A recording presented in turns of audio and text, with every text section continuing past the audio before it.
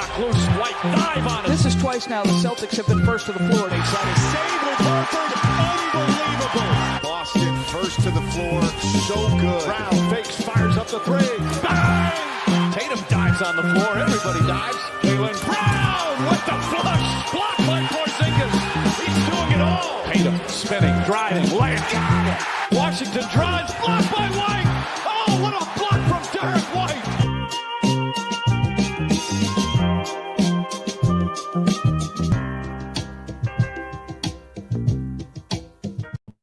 All right, welcome in. First to the floor, Ben Vallis here, along with Jake Eisenberg. How's it going, Jake? Doing well. What a time to be alive. We're back with the Avengers minus Spoonie here today, but I'm excited. We've got Dan Greenberg, Barstool Sports, Sam LaFrance. How about them Celtics? How are we doing, Greeny? Fantastic. Ready to avenge back up my what could end up being a disaster of a all-time team. We'll find out later tonight. But, hopefully better this time around for the villains. Yeah, Sam, how we doing? Doing okay. Hopefully I'm not hoping for a different day on I know you dominated. Stream. Yeah, I had a good day. I'm hoping for more of the same. I'm actually a little upset we had to break up the momentum of the Thursday stream. But it should be a blast. I always love doing the streams with the fellas. True, yeah. This is like you held serve at home, 2 days off, going back to Boston for you, the Detroit Celtics. Yeah, looking good after the first. Our couple fans of are games, pacing in their living rooms ahead of Game 3. Yeah. Biggest game of the Big series games coming up. Yeah. That's right. That's right. Huge night coming up. In a moment, of course, we're drafting the all-time Celtics villains. Then right after that, as you may have just picked up, round 2, the final round of our Boston Celtics NBA 2K Super Sim. Big night for Greeny coming up with 3 games on the bracket. 0 wins so far. So an angsty. One game played, 0 wins, but one That's game true. played. Let's, slow notable start, absence strong wins. finish. Notable absence. I get the context. But before all of that, I don't know if you guys are aware, but there is a new angle of the Peyton Pritchard shot. I was going to say the PP money shot, courtesy of Reddit user Same Scotland effect Time in this house. 205. Let's check it.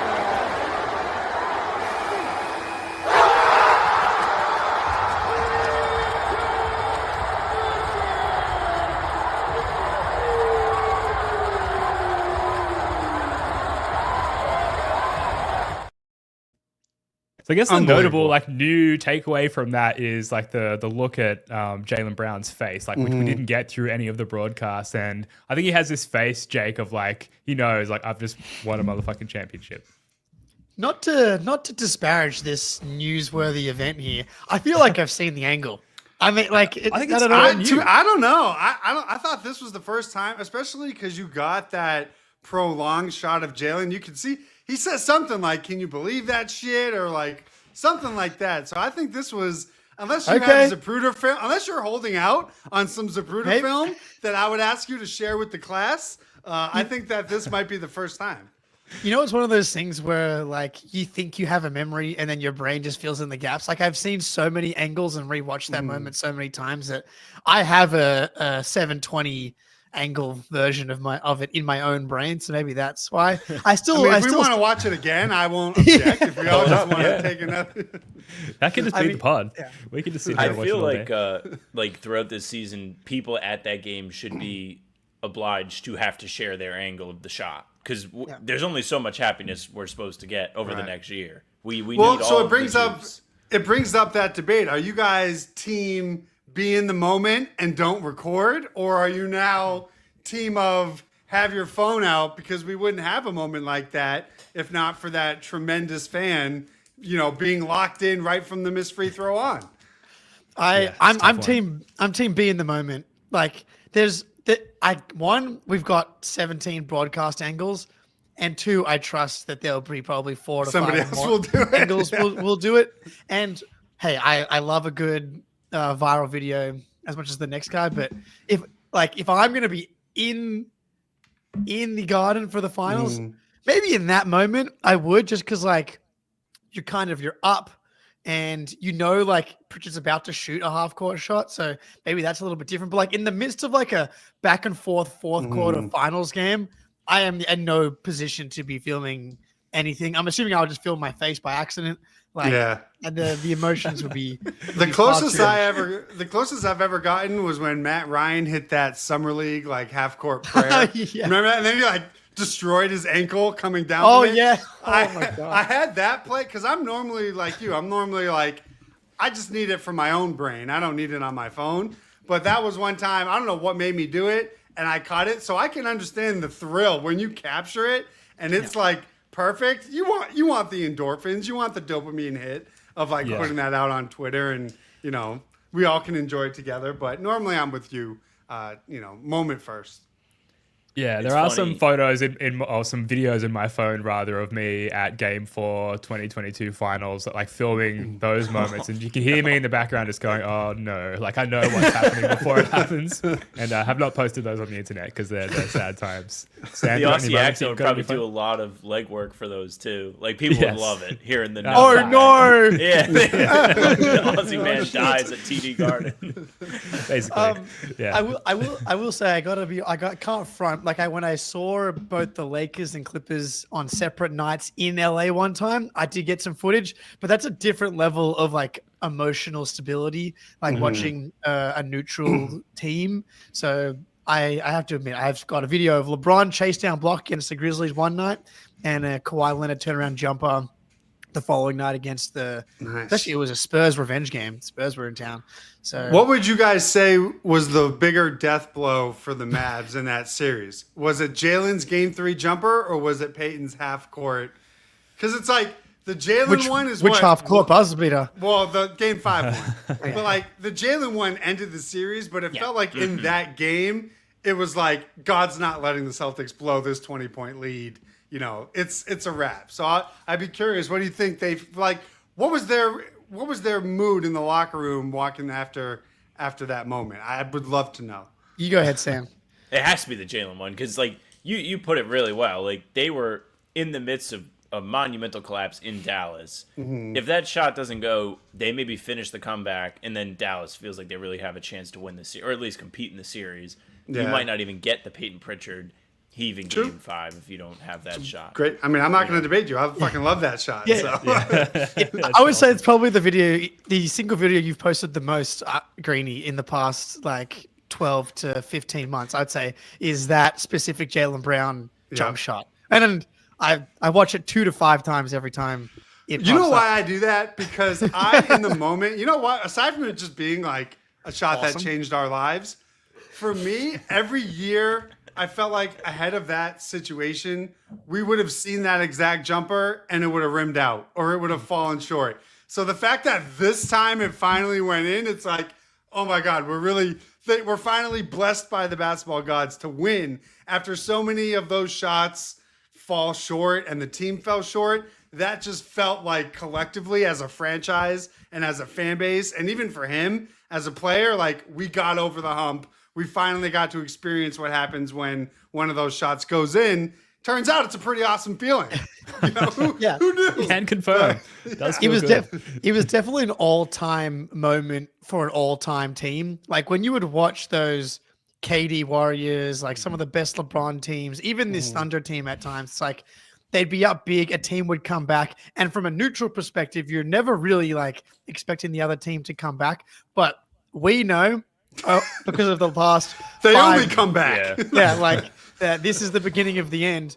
And so for them and Jalen to stamp it in that moment, like just solidified them as one of those all-time teams. But that Pritchard shot in that specific game, it did just kick off the championship parade essentially from that moment, which, well, that's not technically true either, really. In hindsight, that's when it happened. But in the moment of watching the game, I was still not celebrating. I think what you're talking about was probably the Tatum bucket with like 4 minutes left when he was going like this. Like this to the crowd or whatever. To the crowd. That was probably even the start of the parade.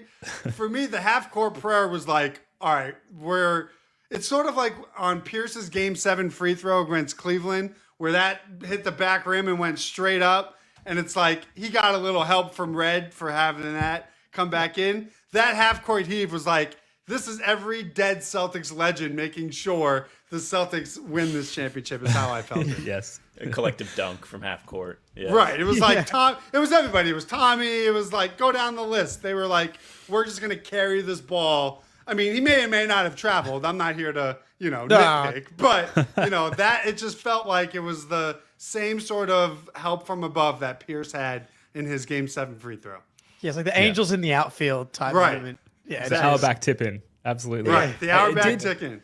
It did lead me to do like a bit of research into like all-time high-stakes half-court heaves. It turns out there aren't that many. I think most notably Jerry West's 60-foot heave in the 1970 NBA Finals against the Knicks. It was a game-tying shot that sent the game into overtime. Pretty massive high-stakes shot. Beyond that, huge drop-off. Like there's not really anything else in this category. The closest I could find, Jordan Poole. I was just going to say Jordan Poole's, yeah. But they were up 18, 19 points in that, right? Yeah. Definite backbreaker, suffice to say. And then Damian Lillard against the Thunder, which is like a different, I wouldn't call it a heave. It was like a controlled jump shot. It just happened to be from like crazy deep. Yeah, he was but he wasn't behind the half-court line on that. No, that's right. Game jump. Yeah, it was just in the vicinity. Yeah. He surveyed the floor and was like, this is the shot I would like to take with the game on the line. He made like a clear decision. Drew it up. That's such a cold shot. I mean, horrendous if you miss it, but if you make it, it's like, that's everything I believe in life is like, you take that shot. Yeah, objectively horrible shot, but it's Damian Lillard, so what are you going to do? Jake, unless you got anything else, before we get into the all-time villains draft, we might cop a word from our friends over at Prize Picks. That's right, Prize Picks time, baby. 2 weeks till Drake May and the fellas take the field. So we'll be getting all around the NFL season and the Patriots on Prize Picks. I mean, the Sox, I know they're down right now to the Yankees, but 2 monster W's against the Yankees. We're going, just go more. Roman Anthony, night in, night out. Crochet. The boys are cooking. But yeah, man, lots coming on Prize Picks, WNBA, MLB. We got the NFL coming up as well. Download the app today. Use code CLNS to get $50 instantly after you play your first $5 lineup. Download the app today. Use code CLNS to get $50 instantly after you play your first $5 lineup. Prize Picks, run your game. Shout out Prize Picks. Shout out the CLNS Media Network for presenting the First of the Floor YouTube show, audio podcast. And with that, let's get into the all-time Celtics villain draft. A lot of the sort of pre-production work has gone into the 2K stream, so I haven't really had time to plan the format. I've got 2 notes here. Straight draft, ? As in, because of what we're drafting, do we really want to go snake? Like, is that important in this kind of draft? Or do we want to sort of just share the rock a little bit more? And then the only other point I have is all vibes. Like there's no real criteria. It can be a villain in your mind. It can be stacking up a volume of moments to the detriment of the Celtics, or it can be anything in between. Unless you want to introduce some criteria now that you think is important. That's kind of how I thought of it, because I was like, how do you... I may hate someone that you may not hate, but he still may be a villain to my brain. But I don't mind a snake draft. I mean, I feel like... that's always a good default. Anytime Ben can try and not do a snake draft, he's going to go is it like an auction? Like, do we all have It would be kind of cool to do like every round you do the lottery again, like to do the order. Oh, like a respin each round? Yeah. We can do that way. That's kind of fun. Because that way, like, nobody has a clear cut. Look at what like, you've done, Ben. Pick every round. Just go snake. You're the only person in the world that doesn't like snake drafts. All right, let's snake it. You backed me into a snake. I'm terrified of real snakes, but just not the drafts. All right, Sam, why don't you kick us off? Oh, lucky me. I believe you are the expert on this matter, having written an article on this very fact. I did a lengthy one for Celtics blog last year. I feel like... Excuse me while I Google your draft strategy. Hang on quick. You can pull it up if you want. I have like different tiers, different categories and everything. Nice. It's going to feel like a zag to do this 1-1 instead of another individual. I'm going to pick Pat Riley. He's just always been like the everlasting devil for decades and decades and decades of being a villain. I think that's what separates him from me. I've got the article right here. I love it. So this was written right before the finals. Right before the finals, yeah. And it was, where does Kyrie Irving rank as far as? I mean, we're just tipping picks, I guess. That's a great tease. That's a guy that knows what he's doing. right there from Sam LaFrance. Those Sorry, pages Sam. that mean nothing. Pat Riley. I love it. Board. Okay, he was on my I list. liken for sure. him to Peter Griffin and the chicken. Every time they see each other, it's just on site. Yeah. Yeah, I mean, that you is definitely- true. He did have a legit beef with Danny Ainge for like 20 years. So that, aside from the Lakers past and everything with the Heat, I mean, he's a villain. And he looks like a villain. So it's like, you get the look part as well. I think that's a valid He's just one. been there from the age of time. Like, Right. Yeah. More than half of the NBA's existence, he's just been like lurking, hating on the Celtics from a distance. Yeah, and he is the architect of the modern day Heat that has given us a ton of bad moments, and probably some guys that will get mentioned on this list. I ironically, I just watched Glory Road. I don't know if everyone's seen that movie, like the West what's that about? Texas, like the first all black starting lineup in college basketball. And they play. Is it Kentucky or no? They play Kansas, and Pat Riley's on the team they play in like the national championship game. And I was like, my wife, I'm like, that's Pat Riley. We hate Pat Riley. Stop cheering, damn it. That was a wild one. But yeah, great pick. Yeah, and we've just been seeing him forever. You can't go wrong with that guy. In hindsight, real close Riley.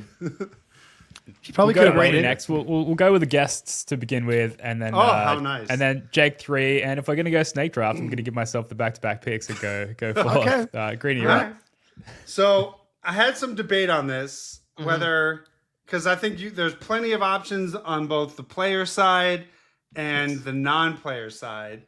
For me, I feel like when you look at all the history of the Celtics villain on the player side, there was always a mix of the Celtics also having success during whatever that era was. So for me, I have to go 1990s Rick Pitino because and here's why. Because he ruined my life for like a decade. Okay, they didn't recover for years after the Rick Pitino. You don't think he's a villain until you realize he was basically a basketball terrorist from a team that couldn't even win in the low 30s. Okay, so on the court, they were awful. He trades Chauncey Billups. He's just a disaster, in terms of player relation in the public. So I have to go Rick Pitino because to me, he truly defines the darkest era in Celtics franchise history, and it was all his fault. So for me, it's 1990s Rick Pitino. Did he trade Joe Johnson as well? I think he may have. That was in 2000. That could have been in 2001, right? Okay. When he got traded to the Hawks, I think it was. I think so. I think that could have been Jim O'Brien back then. Okay, maybe Jimmy Boyle will pop up later in the draft. But if you look at the Celtics franchise index and you look at that run, it's like 15 wins, 22 wins, 31 wins. My entire I was born in the darkness of Rick Pitino. Yeah. So for me, I just, if we're going to be true to our hearts, I just could not go any other way. I love that. Okay, that's changed my thing. Because I think that's a good way to look at it. Like, who has caused you personally the most pain and trauma? Correct. And it does not get worse than that era. Yeah, it just doesn't. I mean, they could not win 30 games. It's just didn't matter what the roster was. So I'm next, right, Ben? Yeah, you are. Two off the board. I would not expect two non-players, really. I guess Pat was double zag. Yeah, double zag. Listen, that's real pain, okay? That's real pain. He did disrespect the franchise and his role within the franchise massively. And I think that was really highlight in the Celtic City documentary as well, where they made that very clear. Sorry, Jeff. And you know what? I didn't even want to buy. He sort of owned it, and I was like, no, you don't get to have sympathy. You don't get to be let off the hook just because now you're admitting that maybe you were ahead of your skis. Like, no, you ruined. Like, David Wesley could have been a player if it wasn't for Rick Pitino. Personal tangent, but that's. I know that, yeah. But that Chauncey Billups Celtics jersey I have, it's a collector's item now. Thanks to Rick Pitino. This did change it for me. I was going to go with a classic, an easy one, but LeBron James, and an obvious one, but I wouldn't say to the old school fans, the historic this is the moment. Oh, I was in the arena for that game. Oh, It still gives me I still have not nightmares. seen this game. I can't bring myself to watch it. So yeah, I'll tell the story for the millionth time. But in high school, the games are on during the day. We're watching these games at lunch in the cafeteria, and everyone is a fucking bandwagon Heat fan. I used to be a LeBron guy prior to the Heatles thing, and everyone's on the Heat bandwagon. And I just remember this game, everyone crowding around my laptop, and he's just putting dagger after dagger after dagger into my soul, and I'm just like slowly slumping more and more into my seat, and everyone around me, this is like grade 10, grade 11, everyone's just like, fuck you, Jake, fuck the Celtics, LeBron's the GOAT. And I'm just like, none of you even know who the fuck Mario Chalmers is. You don't know who anyone is on this goddamn team. Such a joke. And like that was like, oh, pure trauma. I don't handle those types of situations very well. I really wanted to leave school, and so I think he was like 15 for 16 in the first half, or like 15 for 17. I remember sitting in our section, all the old time Celtics fans who have had season tickets for like, every era of Celtics basketball you can think of. We were all just looking around each other like, how does anyone explain? I think he had like 31 in the first half. Nobody else had more than like 4 or 5 points. And every time he touched the ball, it was like, all right, just stop picking on like Kelly Olynyk or whatever. It's just like, there was no answer. Every shot he took was nothing but net, off the glass, off balance. It was truly the performance that I think changed the entire trajectory of his entire career from that moment. Yeah, because we owned him at that point. And if that was going to be another failure for the Heatles coming off the season that they blew it to the Mavericks, like that would have, who knows? Like that probably ends the GOAT debate right there. It's like, is that well? Because think about it, he hadn't gotten over the hump at any of his previous attempts, right? Lost in the Spurs in 07, Celtics beat them in 08, that game 7. So it's like this was, and then the Magic in the finals, right? Got past Cleveland.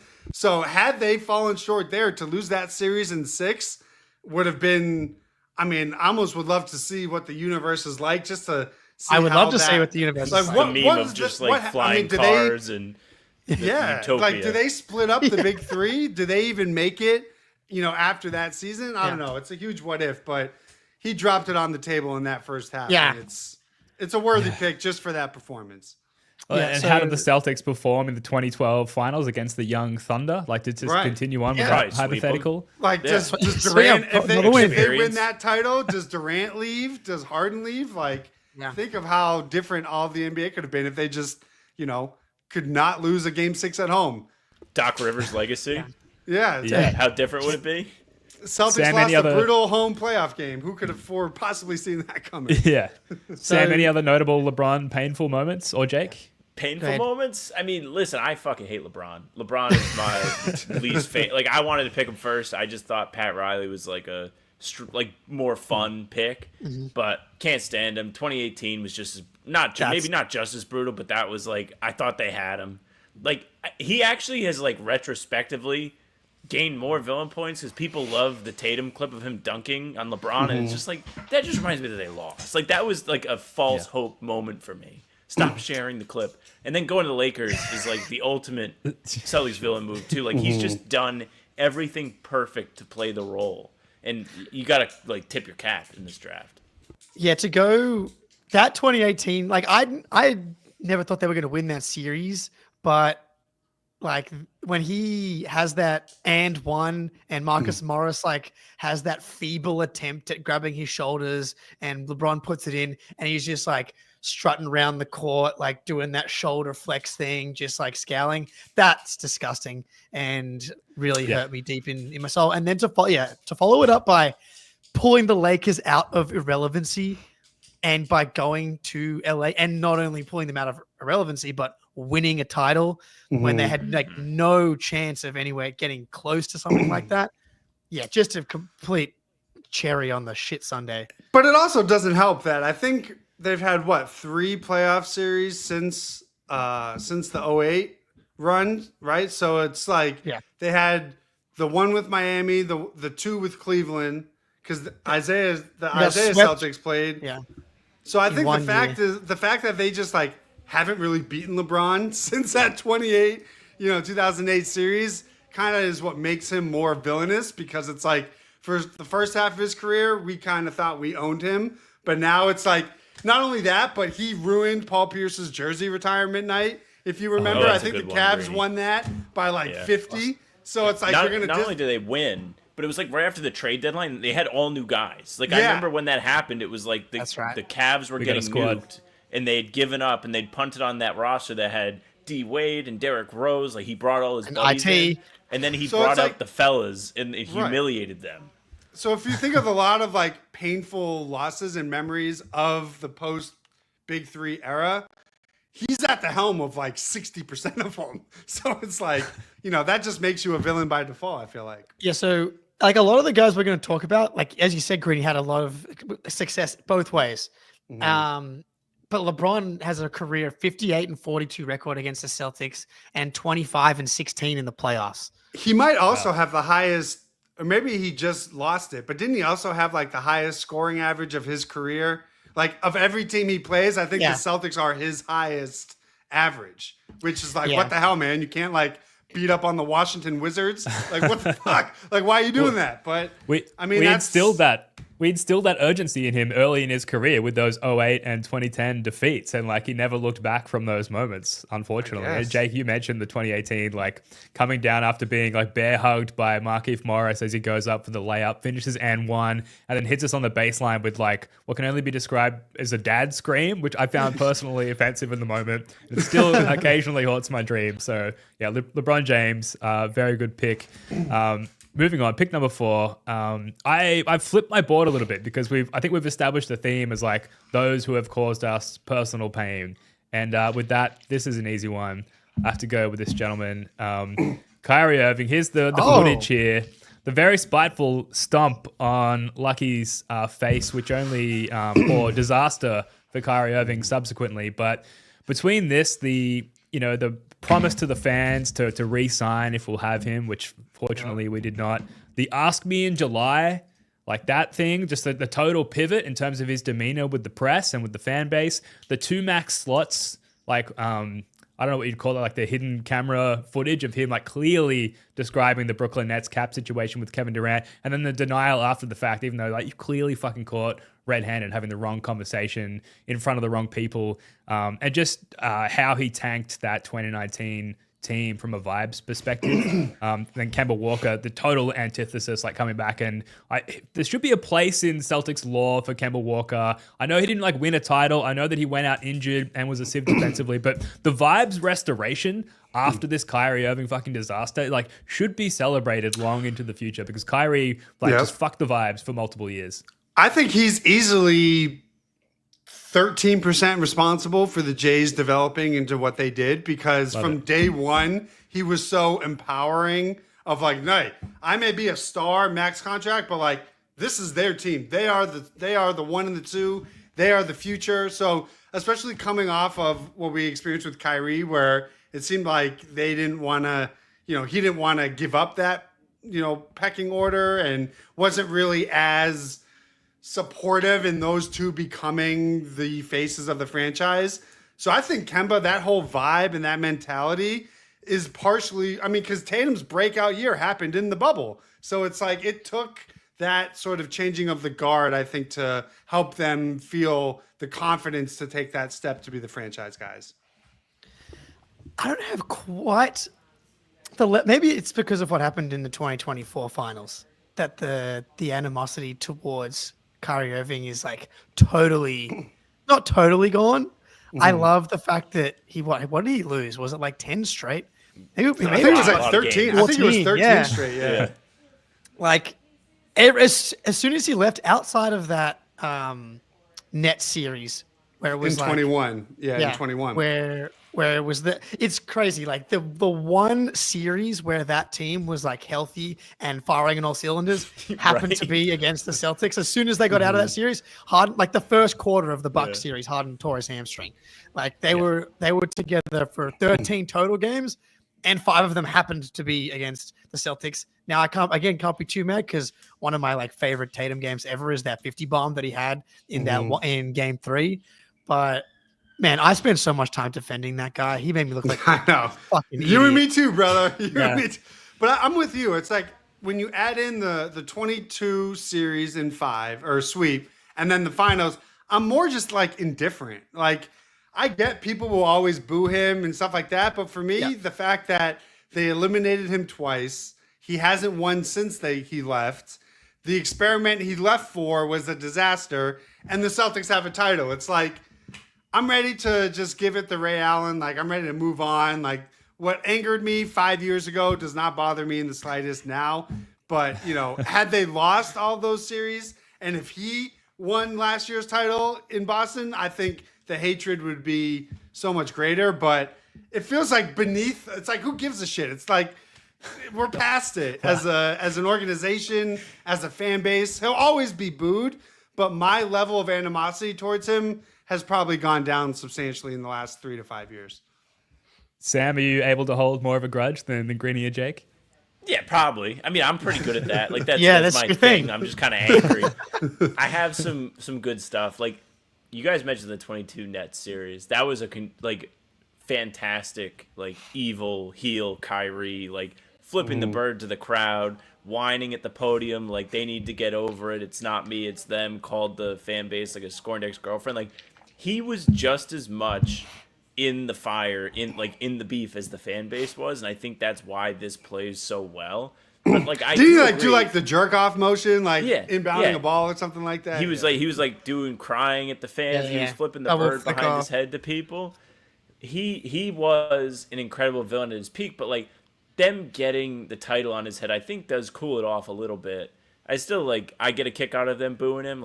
In his pre-Celtics days play into this too. He was on those LeBron Cavs teams that were so just dominant in the East. He beat him in 15, beat him in 17, was pretty good in those series. But yeah, I think his immaturity in the whole thing was super interesting. He called in 98.5 the Sports Hub and pretended to be somebody else. Do you think that? Do you think that was really him? Been killed. Do you think that was really him? That burner or the was that ever so. confirmed? If that was really him, it sounded like him. The Kyrie's people took down Sam LaFrance. No, they took him down. We He's got back. you back. We got you back. I was gonna say, rambling. do you think that was really him on 98.5? I think it is. I had the clip in this article and I listened to it. It just sounds just like him. The stuff he says is just like him. It's something he would do. He was so bothered by that people were upset with him. And also, he punted that Bucks series bad. Oh, yeah. I think that's probably the biggest reason I hated him more than his I'll stay but actually leave. It's you very blatantly. You were clearing people off so you could go defend Giannis one-on-one. What are you doing? That was as obvious bad. a tank job as I think you'll ever see. It's so frustrating that season because they had all the matchup advantages. If you just transferred Isaiah Thomas's brain into Kyrie Irving's brain, they beat that Bucks team. They swept the Pacers, and even my fucking delusional self was see, all year long I knew as soon as they got to the playoffs, they switched flipped, and then they sweep the Pacers. They win game 1. Al Horford's on the road. Yeah, they kill him. Al Horford's doing his Al Horford thing where he gets to the playoffs and all of a sudden he's shutting down Giannis and he's shutting down Embiid. And then Kyrie Irving fucking point shaves the rest of the series. So yeah, you've done well. And then got mad at the media. Yeah, he was back. you guys Fuck aren't going to Kyrie. see another 6 of 19 or whatever it was. Yeah. And he shot 5 for 22 in the next game. Well, yeah. All right, now I'm just kidding. I'm getting more upset as we're talking about this. Rightfully so. He was at least partially responsible for Al Horford's departure as well, I think. Yeah, Horford And, was I would have came back if I knew he was leaving. Yeah, he was just so classically I didn't villainous. even think of that. Yeah, He cost me an Al Horford season. What an asshole! exactly. We probably He missed might the have cost you a finals in the title. bubble. If they had Too, Horford yeah. in the bubble, they might have won. Definitely. Yeah. All right, So all right. impacts I'm on board. I'm on board. Yeah, there we with go. this. Hey, we're great, back. That's a great. You're pick. welcome. That's a great I did my job. Yeah, that's a value. great Through the lag and won. Thank you, Sam. In the war room, Sam's banging the table. We got to take this guy. I know it's a reach. He's going to Yeah. perform. Yeah, fuck him. We are going to round the bend for the 5th pick, but first, got to pay the bills here. Literally, got to pay this StreamYard subscription, which I think is coming up in a month, Jake. So here's a quick word from our friends over at Game Time. The First of the Floor crew are going to be heading over to Las Vegas for Summer League 2026, and we are absolutely going to be buying all of our tickets through Game Time, which genuinely is a fantastic platform that if you're not using, do yourself a favor, get on board. Game Time makes getting tickets to all types of events even faster and easier, and prices on the Game Time app actually go down the closer it gets to tip-off, with killer last-minute deals, all-in prices, views from your seat, and their lowest price guarantee. Game Time takes the guesswork out of buying tickets. Last time we were in Vegas, we were outside the Thomas & Mack Center before the games, sniping last-minute deals using the Game Time app. They offer last-minute tickets, flash deals, zone deals, and event cancellation, which, dear Lord, if you were with us last time in Vegas, you would have known we almost needed on a number of occasions. Save up to 60% off buying last minute for sports, concerts, comedy, theater, and more, and take the guesswork out of buying NBA tickets with Game Time. Download the Game Time app today, create an account, and use code CLNS for $20 off your first purchase. Terms apply. Again, create an account and redeem code CLNS for $20 off your first purchase. Download Game Time today. Last minute tickets, lowest price, guaranteed. All right, now with the next pick, this is a bit of a pivot from the theme thus far, but I have to go with, as I pull up my draft board, Andrew Toney. Okay. That was going to be my next pick. Yeah. Brutal. It was Andrew time. Toney, the Boston Strangler, as he was anointed by Boston media. So I think this was highlight for me. I was not aware of Andrew Toney, but then watching Celtics City, which I rewatched again recently. So in 81, the 1981 Eastern Conference Finals as a rookie, 26 points in Game 1, 35 points in Game 2 in the Garden. Then in the 82 Eastern Conference Finals, which the Sixers won, 30 points in a Game 2 win, 39 points in a Game 4 win, and then 30 points in a Game 7 victory in Boston to wrap up the series. And if you listen to anyone like talk about Andrew Toney of this era, I think definitely lost on newer Celtics fans, and as I said, on me for a while. But it sounds like he just couldn't fucking miss for like multiple years in high-stakes playoff games and in this like, very highly talented Larry Bird, Kevin McHale era where like they probably should have won a number of these series. And you think of attributing some of these Sixers wins to like, I don't know, Dr. J, for example, but Andrew Toney evidently a complete fucking beast for the Sixers in the early 80s. Yeah, I mean, that was going to be my pick. It was between him and Patino for my first pick. It's like Boston Strangler alone is an unbelievable name for a villain because it really did feel like that. It's like he had this team in a stranglehold. Like nothing they tried worked. He just never missed. He blocked the back-to-back Bird championships, in that 82 conference finals that you mentioned.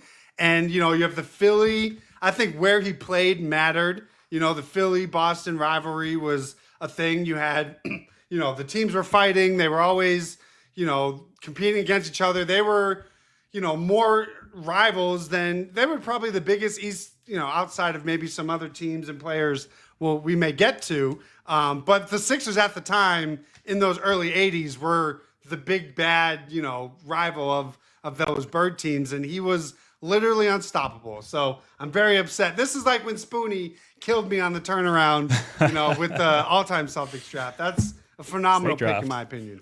Yeah, it was about time that we shifted to the Sixers or the Lakers in some capacity here, the Boston Strangler. So he feels like the original version and the much more explosive and painful version of Chris Middleton, of Caleb Martin. Like this dude obviously made a couple All-Star games, good, a very good player, but some of the numbers that Ben's reading off here, 34 points in a Game 7 on the way to a title for these guys. He went from fringy, make a couple All-Star guy to is he the best player on the planet multiple times, multiple years. I would put him closer to the Middleton camp. That Caleb Martin bullshit. We'll get to that. Yeah, but Middleton, Middleton is a locked in good for player. 20, 18, 20 points a game. That's what Toney was for them. It was made a couple All-Star teams. I think it was 1 or 2, but he was right around that 18 to 22 a game, but then would go nuts in the playoffs and never miss. To me, that's like you said, it's more of a Middleton guy. Yeah. So yeah, but on a whole nother level. Like as much as Milton cooked us, like this dude to beat us in the conference finals multiple times, like that, hence the name, Boston Strangler. All right, let me cross him off. I was like, I was hoping he would fall. The ire, the frustration from Greeny is great. Yeah. Well, because I was hoping that like the old timer, I'm like the only person here. I was like kind of using that as my crutch, but oh well. We're the same age, Greeny. Yeah, okay, well that makes me feel better. Well, good. So I did, do my little deep dive to refresh myself this morning, tapping in with my dad. Found this great video from Yahoo Sports here, because I'm going to stick with the Sixers. But we got a little video here.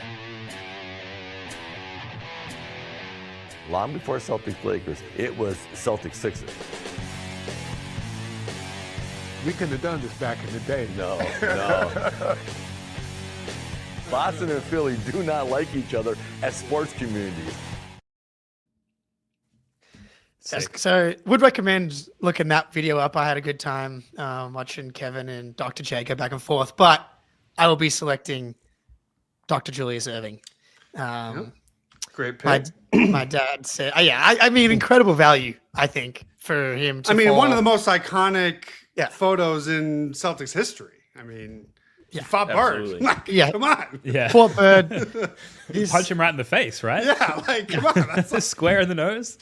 Yeah, I had a tricky time actually finding the video. I was kind of scrambling this morning, so I didn't find it. But he was 60. There's a Google for back in the day, not as accurate, I don't think, when trying to find like total games played when I'm like doing it this morning. Like I got like 90 matchups, but I think it's 33 wins to 35 losses for Dr. J.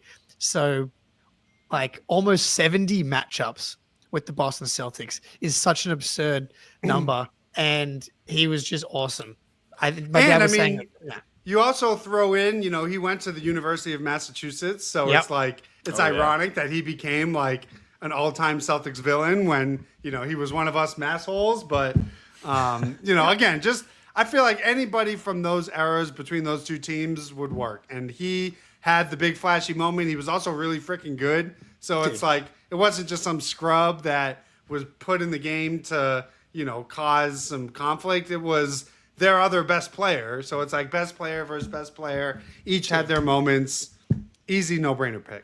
From 1980 to 1985, they played in the conference finals 4 times out of 5 years.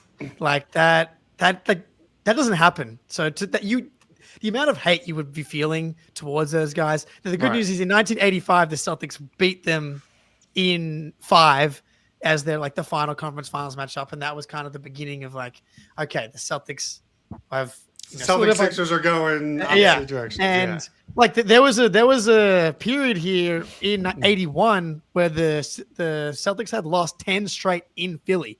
And like that concept is just so insane. Crazy. That doesn't happen. Because that doesn't happen. They lose games there? Ever? I don't think they've lost 10 games total in all of our lifetimes since that moment. 1980 Celtics lose 4-1. Dr. J has 25, 8 and 4 plus 2.5 steals plus 1.4 blocks for the series. But 81, we come back. Celtics win game 1. Sixers win game 2, 3, 4, go up 3-1. But Celtics come all the way back, win the series, and that's the first title of the Bird era. Is the 3-1 comeback against the Sixers, and then taking down the Lakers. And then obviously you have the beat LA the following season is when this is like the historic rivalry. Yeah. No problems there. Easy no-brainer. Good pick. Sam, any thoughts on the rivalry before we get to Greeny's second pick? Well, it's not much of a rivalry, as Embiid said, anymore. But at the time, it was like a big deal. I mean, I wasn't here for it. But by all accounts, it was a big deal. I would the even foundation. Say, I don't even know if they've had any sort of rivalry since those. Because, like, when the Celtics were making the conference finals in the early Pierce years, they were more rivals with the Nets in New Jersey than the Iverson Philly teams. It'd be the Heat. Because we've played like that would be the closest thing. thing. I'm saying like with the Sixers, With really the Sixers, since that Bird it's era, never been competitive. it has never really been a rivalry between the two. They haven't won a since- playoff series since the Tony series against the Celtics. Like it's been 40 plus years. Yeah. It brings me so much joy whenever we play the Sixers. They queue up all those like old historic rivalry clips, and then we just proceed to like beat them down every single time for like over a decade now. It's fucking fantastic. Listen, maybe one day the shoe will be on the other foot, but that day is not today. And Embiid is essentially that day coming is off not today. Like, Yeah. and they're talking about Embiid like he's dead, like he's not going to play anymore. Like he might have gone his whole career without actually beating them. I think that's more likely than not at this point, unless there's like a play-in game. That would be annoying. Maybe. I actually would love that if that was the thing. The They're one like, time we they got beat you, we got you in the like play. the 9-10 play-in game. And then the Celtics get like Don't a speak top that pick. evil on me, Ricky Bobby. I need to miss the play-in. So don't speak that evil on me. No, they lose the but play they into would Philly, lose. and then Yeah, they win the I can get- lottery. all right. That would be fantastic. Wouldn't that be perfect? Like we lose the 9-10 game and then pushes us into the lottery and then gives us a top 3 pick. That would be. I like that. All right, I'm Okay. subscribing I'm in. to that theory as well. I'm in. You sold me. all right, Grady, who you got for us? All right, I think I have to go chalk. Stay on the player bandwagon. Got to go Bill Laimbeer. I mean, just insane value for this low. I mean, could have been a first-round pick. I mean, scum of the scum when it comes to Celtic rivalry and Celtic villains. I mean, the other sort of rivalry that defined the 80s era was the Bad Boy Pistons. That's sort of what I was alluding to. I never really looked at anybody else on that team as villainous like Bill Laimbeer. Like, there were guys that you hated because they were good, but you just hated Bill Laimbeer because he was dirty. He knew he was dirty. He was open about being dirty. He didn't give a shit that he was being dirty about it. So I just think when you think of villains of 80s NBA basketball, it's Bill Laimbeer. Someone who did a spectacular on-air hate job of Bill Laimbeer was Johnny Most. We've got the clip right here. This is off now to Bird. And there is a violent knocked down by Laimbeer. And Bird just smacked him. Oh, my. A completely unnecessary foul by Laimbeer, and Laimbeer got walloped. He pulled Bird to the ground. He slammed him to the ground, and Bird retaliated with a hard right hand to Laimbeer. Oh, Sums it up perfectly. I know you didn't pick Isaiah, but Isaiah coming in right there with that fucking shit-eating grin and just being like, just that big smile, chirping in Bird's ear after Bird. I can only imagine how much. He's on the board. He is. I on the know, board. He's on I the know, board. but like, I can only imagine how much I would hate all of these teams and all of these players if I would have been there in real time. Because you have the obvious on-court basketball stuff, but then you add the layer of like actual physical altercations, which you don't have anymore. I can only imagine like the blood just boiling in your body watching some of this shit go down. Yeah, and I just feel like the fact that even all these years later, if you ask any of the Celtics from that era, they still hate that dude. Like they still like cannot Larry stand won't him. talk So like, to him, right? yeah, so like that's how you know it was like true villainous shit, where it's like it wasn't just for show; it was like pure blue blood hatred, which is the best kind. So Bill Laimbeer off the board. I mean, yeah, incredible Fantastic value. pick. Ironically, born in Boston. Really did not know that. Yeah.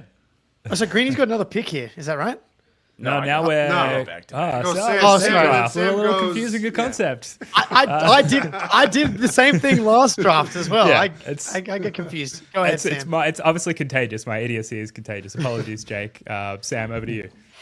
I think I'm also going to kind of go chalky and pick Magic. Even though Magic is not an evil figure, he was a tremendous like rival villain, kept them from championships in the 80s, made big shots. Like he will look good on a graphic for sure.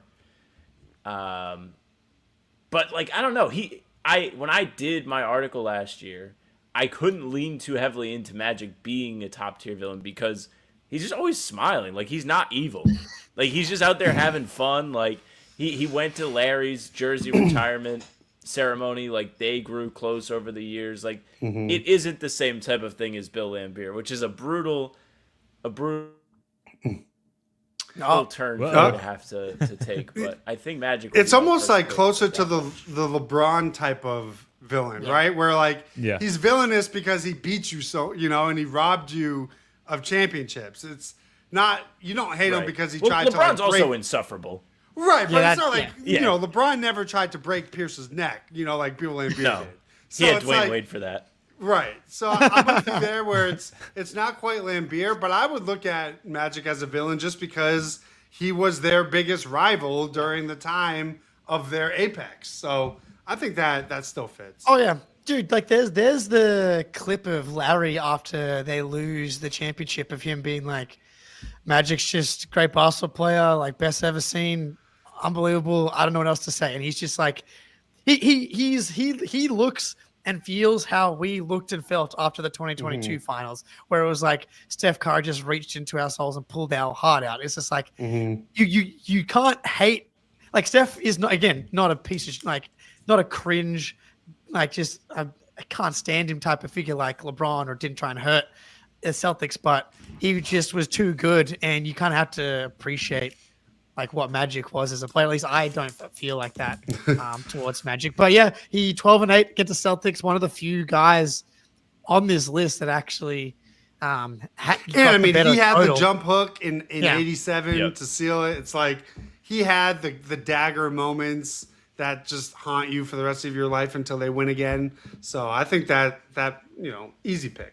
Yeah, the 5 titles in the 80s over Birds 3, the fact that they beat us in 85, then again in 87, and with that skyhook. But before that skyhook was that awesome clutch like Larry Bird 3 from the corner. Then Magic comes in with the skyhook, and then you get that interview, Jake, that you talked about, where he's just like completely confounded by Magic's greatness and a smiling assassin the whole time, like you said, Sam. So it's tough to like, there's not like a moment where you're like, fuck that guy, but like I think collectively looking back, you're like, we would have had such a more successful decade if it wasn't for Magic Johnson. Yeah, to Brian's point, like he does get a pass because he was a terrible executive for the Lakers, so like he did help kind of tank them recently. And he gave us Tatum out of there. Yeah, he gave us Tatum. Yeah. You have to give him points for that. All right, Sam, another pick here. Next pick. It feels really square doing this, like.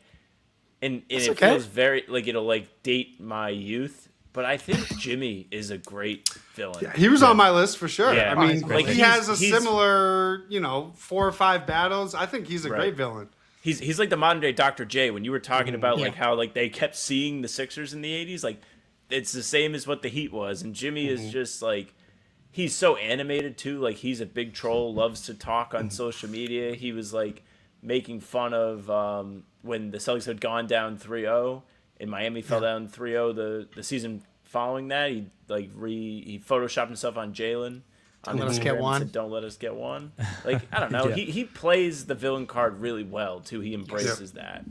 Well, and I think, and it helps your case, a lot of his villainous moments happened in the Garden. So it's like that I feel like adds to it, where I'm going into your building and I'm going to ruin your life is more villainous than just only beating you in their building. So for me, I feel like he is, especially because the playoff Jimmy Rise is so annoying because you'll play him in the regular season and he's like, whatever. And then you play him in the playoffs and he's like Superman. And that is just annoying. And the fact that, again, they went both sides having success against the other makes it sort of like the Dr. J or the LeBron type of villains. But, he also embraces it, which I think matters. I think some people, if you ask Magic, like he may not have wanted to be the villain, but with Butler, I feel like that's 85% of his persona is being the villain. So I don't think that's a bad pick. He went on the interview with the space poofs in his hair to complain about them talking about the Celtics in the media all day in 2024. Like he just did it all. And he's great at getting to the free throw line. That's always, and we eventually figured it out. Like the whole Celtics team became so good at not biting on Jimmy Butler putt fakes, and he still he's like has the highest free throw rate in the league as a perimeter dude. But like game 6 of that 22 series at home in the Garden, he goes off for like 45, 43, 47, 47, 9 and 8, 4 steals and only 1 turnover on 69% true shooting. Like that whole series was like the whole playoff run was just the Celtics needed to finish the Bucks and the Heat series by one game to have a chance in that Warriors series. And Jimmy just kept fucking making those really infuriating plays. The good news is he was also pretty good in the first two games in the 23 playoffs too, right? Like, didn't he have like 30 or something? Like he went head to head with Grant.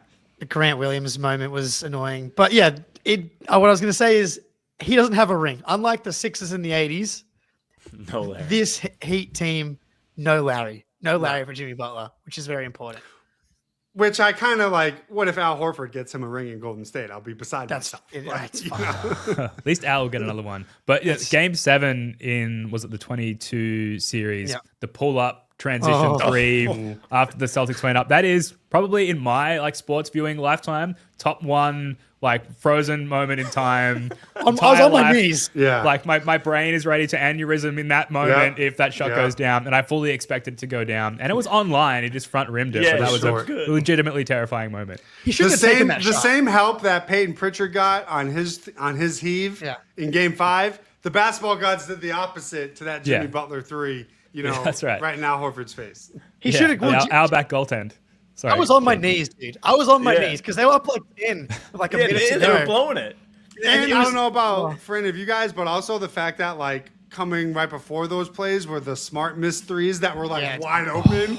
So early shot clock. Yeah, it was like, about dude. to be like the worst time for me on the internet maybe of the decade if that shot went in. Final thought on that game is last year when the Celtics won the title, the NBA made like this long compilation on YouTube of like great playoff finishes for the Celtics, and like it's super fun to watch because like they win every game. But that game was on there and it wasn't any fun. Like it was just like the Celtics didn't score any points in the whole like 4 minutes of the end of the game. It was just terror. So thank God. We'll keep it going here, I think, for another 5 minutes, and then we've got the arguably way more important round 2K stream to get to. So, folks in the chat, now's a good time. Let us know if there's any names we've missed, or if there's any particularly villainous foes in your Celtics fan life. But Jake, I think you're up next. Is that right? I need a few extra minutes here. Or Greeny. It's me now. Snake draft. Sorry. And all right, so we'll go. Again, great value here. Wilt Chamberlain. Oh, and kind of like the old school. He kind of like the original Embiid.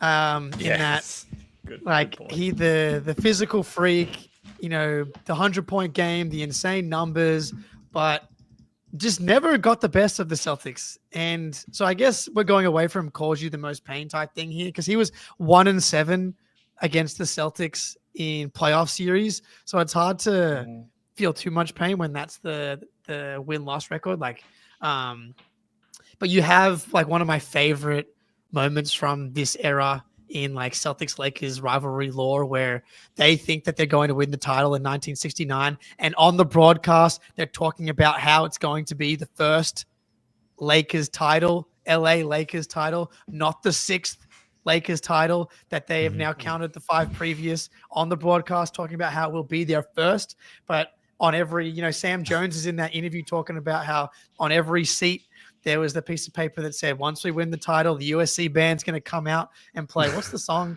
Happy Days Are Here Again. The balloons are going to fall down. They had the interview order with Elgin, Jerry, and Wilt all planned out. And then Bill Russell's like, it's going to be real fun to watch them take those balloons out one at a time. Yeah.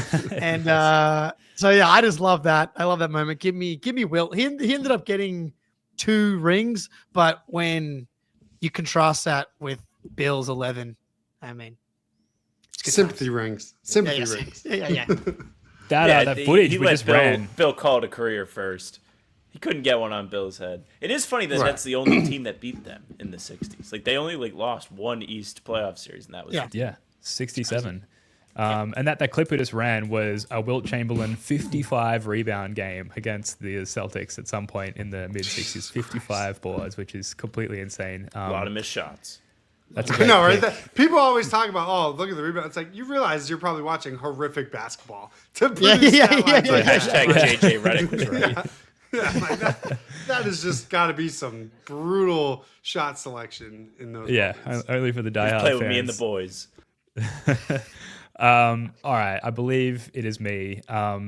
Is that correct? I've completely lost my way here. You got back-to-back You have the picks next two. Yeah, you have the next All right, two. I'll be quick. So the first one, great value here. I'm surprised this person has fallen to me so low, and that is this gentleman, Steph Curry. watch. If you're listening to the pod, we're looking at footage of Game 4 2022. Watch the YouTube. Like, what's crazy is like you look at the score, especially later in this clip, and like we're like down 3 with like less than 3 minutes to go in like a pivotal Game 4 of the NBA Finals. We were so close to going up 3-1 in 2022. Like I cannot emphasize how like it was. Look at how I was Eric in the is. arena for this game. Like there were moments where we're like, oh yeah, this is absolutely happening. And then Steph Curry just like put his foot on our throats and just denied us that. Like completely single-handedly denied us that with insane miracle shots. And there have been other moments against Curry that have been painful. This like specific juncture in the Jays legacy and the Celtics overall legacy is like up there with some of the worst, where we were just denied what felt rightfully ours in the moment. And for that reason, he has to be part of this all-time villains draft because, denied Steph Curry. This is why I can't get, I don't get mad about like the drop coverage thing. Like, there you go. Al Horford switched, diced him up. And Grant Williams Moving should screen. be fucking playing. But like Derek and Tatum are fouling Curry and they're not even calling it. And he's just, this is like inhuman shit. Like it's fucked up, but it's enough. I think you can turn it off now. I was going to say, I haven't even been watching these. I can't watch them to this day. So let me know when. Sorry. But yeah, he reminds me of the Kyrie thing in that once we won our title, like the pain of. I thought the pain had gone away. Actually, I don't think I've watched the highlights of that game probably since it actually happened. So thank you for that. But yeah, I don't know. I don't have him quite up there. But if you're talking about pain, I guess that's a great value. I would say he makes a good villain even outside of those finals, because even in some of the highly anticipated regular season, this is the something. Like, remember when they were going on the West Coast and they just won all these in a row, and it's like, it was coming off this finals loss. It's like we're finally ready to get over the hump, and Steph Curry murdered you. Like it's the fact that he was their boogeyman and might even still be their boogeyman even during the regular season, that I think adds to his villain status, where it's like the apex was the finals, but the fact that even in the follow-up, he still gives it to you when like everyone knows it's coming and they still weren't able to get over the hump in those games. That's what made the title year where they won by 50 so validating. It's like, finally, like we were on the other side of one of those. Because like ever since the year where Isaiah went into their arena and broke their home winning streak or whatever, they pretty much owned you in any, because you were like the Warriors of the East who could never live up to be the actual Steph Curry. And it was like every time you played him, he was saying, it's like, this is the reminder that you are not me. And it's like, God damn it, you're right. It's like, I hate how right you are with that. But it's perfect. Like, it was like chasing a ghost, because like it was always supposed to be, oh man, they're finally going to get to play the Warriors in the finals. Like, this is the year they're going to finally get to play them, and it never happened. For me, though, like, the enemy of my enemy is my friend. And Steph Curry kept LeBron from winning several times. So he has my respect. Hats off. Like 2022, very big price, but small enough price to pay to keep LeBron unhappy. Yeah, totally. Yeah, absolutely. And you mentioned it, Greeny. Like, I guess the completion of the villain arc is like, and maybe why Curry has dropped a little bit here is like maybe he's partially responsible for positioning out the Jays like mentally for winning in 24, that they went through that loss to Curry and the Warriors, but obviously would have preferred 2 titles. Well, because you never know. Like maybe they would have been so motivated and inspired by winning in 22 that they would have ripped off. I like to think so. A couple more. A couple more. Yeah. I feel like I should relinquish my next pick just in the interest of time. We'll send it back up the board, and then we'll call it and head over to this 2K stream. So that's back to you, Jake. We can just fire some off here. I feel like Kareem goes in that range. I would like to formally submit the second apron as my Celtics villain. Great picks. Great pick. Huge. Because I freaking hate that dude and that whole thing. CJ McCollum. Like, yeah, Celtics you have ruined. Yeah. That's Grant along Williams. the same lines as my Patino pick, where like it just ruins my life personally. So I would like to contribute the second apron. I like Kendrick that Perkins. one. heel turn guy. Kendrick Perkins is ACL as well, I guess. Well, he became a LeBron guy after he left the Celtics, and he just carried that with him when he went to the media. Yeah, that's a tough one. I have Donovan Mitchell as a random one. Good one. Okay. The fact that he averages more points than Michael Jordan did against the Celtics against us, that seems unnecessary. Could you stop? And like the game earlier this season where Tatum has 45 and Jalen has 30, and Donovan Mitchell, of course, goes off for doesn't miss a shot in like multiple fourth quarters in the same season. That's annoying. I feel like I should mention Jerry West. I know, again, another he never got the Embiid. Yeah, again, there's been a few Embiids, obviously. I love the quote. I hated green for a long time. I wouldn't wear anything green. Has nobody mentioned Caleb Martin? I mean, he was on my list. If we're gonna go role player, you got Caleb Martin. I had Ron Artest. Yeah, just a role player villain. Kobe. Again, these are just people. We didn't even get to Kobe. Yeah, well, for me, it's what really made me mad was the Ron Artest. I mean, the three. No, by I'm Ron with Artest you. I have Artest ahead of Kobe as well because Kobe wasn't that good. Right. And I would think that the same way Jimmy Butler was a villain, for Caleb Martin, it was more this is so fake that the fact that I have to live through experiencing this when I know he'll never be able to replicate that. At least playoff Jimmy is always going to be playoff Jimmy. The fact that, Caleb Martin just happened to go on that run was so infuriating. That's textbook villain. Chris Middleton, there was a period where he just didn't miss a shot against us, was it the game 2 against the Celtics where at half court, 0.7 seconds. That was the Rozier buzzer beater. We all thought it won the game, and then he comes down and ruins it. Should we run the clip? Is it too? No, it's not painful to watch. This is no, not no, it's the Bucks. They're harmless. There's nobody in the paint. All they are is covering areas, and they're not even whatever situation. They don't care. They're just covering that area on the floor. And Brad Stevens does this quite often. Who's going to get the shot here? Gets it in. Middleton for the tie. Oh my goodness. Chris Middleton. I watched this game on a plane to Bali, and I almost hijacked the plane after that. No, so what buzzer beater upsets you guys more?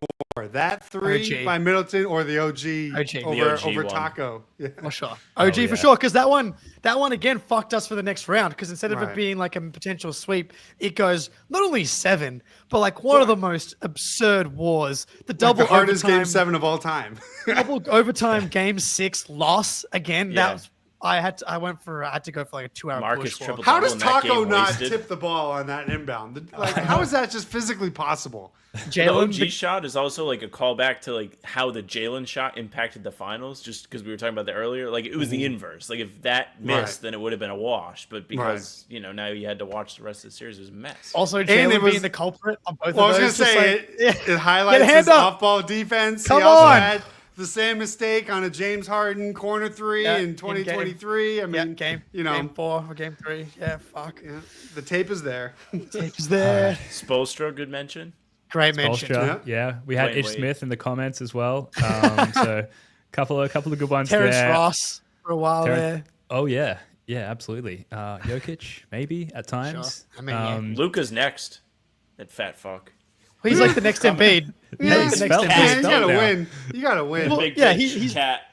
He's like the Jerry West Embiid type of. If we did have to pick a new age one, I think I might go Anthony Edwards.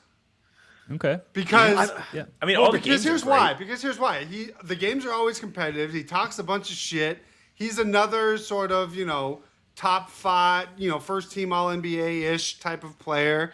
And I just feel like their games have always been super competitive. He has big moments in those games, so he could be someone where I see having a 10-year career of good regular season, maybe even finals battle. But he is that level of player that can go toe to toe with your best players on any given night. There's not a single player on the Knicks, but that feels like this era's rival. Well, not the loss from last season. For Cat. Can't stand him. But I can't put him in this same category. He's got all the celebrations. I get just Jimmy-ish spamming the vibes D-pad from on Brunson. his controller to emote. Brunson. Yeah. Yeah. So I think they've got a chance to as a team be like this era. Because like this era's Heat or whatever, they'll have like 3 or 4 postseason matchups. I didn't think it would be that way because we kicked the shit out of them 2 years in a row, but here we are. Any thought to the Magic, given how feisty that first round series was this year? If they're going to be a perennial top 4 seed, you could see them in some conference finals. Mo Wagner is a good shout for this, even though he didn't play in this series. He's a good villain. He's been a rat fuck every time they fucking play Orlando. He's healthy. Yeah. Desmond Bain has like flirted with some Celtics fuckery in the past as well, just hitting some bullshit against us in very small sample size. So obviously we can dial that up now. I think he's like maybe in the driver's seat to position himself as a Celtics villain in the near future. What is he like pissed that they traded his draft rights? Like, what's that about? Like, I don't come know. on, I don't Desmond know what Bain. against us. What's the big deal? He likes hitting shots against us. I mean, it worked out for him, I'd say, pretty well, given the fact that he made like $200 million on his last deal. It's like, you're welcome. You probably were going to be Aaron Nesmith if you stayed on the Celtics. Yeah. So we actually did you a blessing. All right, I think we got to go. Evidently, we could sit here for another hour and talk about Celtics villains because there's a lot of pain in our hearts as Celtics fans, and there's nothing I'd love to do more than sit here and continue recapping some of these very painful moments. But actually, there's probably one thing I'd like to do more, and that is the upcoming round 2 of our epic Celtics Super Sim on NBA 2K. Big thanks to Sam LaFrance and Dan Greenberg. You can find all their links to all their stuff in the description below. Like I said, coming up live on this channel, if you stick around, you should get redirected to the new stream. Round 2, the final round of our Celtics 2K Super Sim. We'll see you over there in just a minute. Jake Eisenberg, love your work. Good luck in round 2. All of you. Until next time, go Celts.